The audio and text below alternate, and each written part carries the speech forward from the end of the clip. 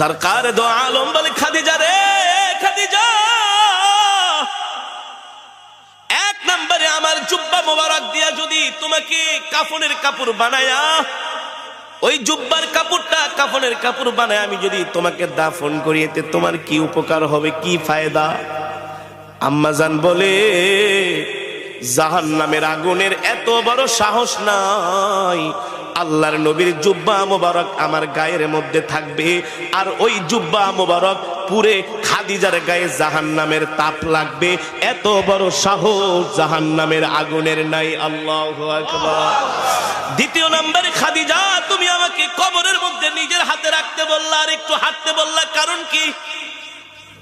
আম্মাজান খাদিজা বলে, গো আল্লাহর নবী, কোন কারণে যদি আমি কবরে ধরা খেয়া যাই, কবরের মাটির এত বড় সাহস নাই।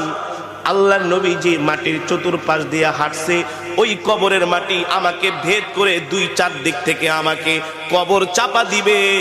যেই জায়গায় আল্লাহর নবীর পা মোবারক পড়েছে, ওই মোবারক পা মোবারকের জায়গা ভেদ করে মাটি এক পাশ থেকে আরেক পাশে যাবে, আরেক পাশ থেকে আরেক পাশে যাবে। এত বড় সাহস কবরের মাটির কোনোদিন হতে পারে না। আল্লাহু আকবার। তৃতীয় নম্বরে, তুমি আমাকে বললা আমি কিছুক্ষণ কবরের পাশে দাঁড়ায় থাকবো। আপনি কিছুক্ষণ কবরের পাশে দাঁড়ায় থাকবেন, এর কারণ হলো মুনকার নাকির ফেরেশতারা যখন সওয়াল করার জন্য আসবে, আপনি আমার সওয়ালের জবাবগুলো দিয়ে দিবেন। আল্লাহু আকবার। যারা বলেন আল্লাহু আকবার। আল্লাহর নবী সরকার দো আলম বলেন, খাদিজা আমি তোমার শর্তগুলো মেনে নিলাম, আমি তোমার শর্তগুলো মেনে নিলাম।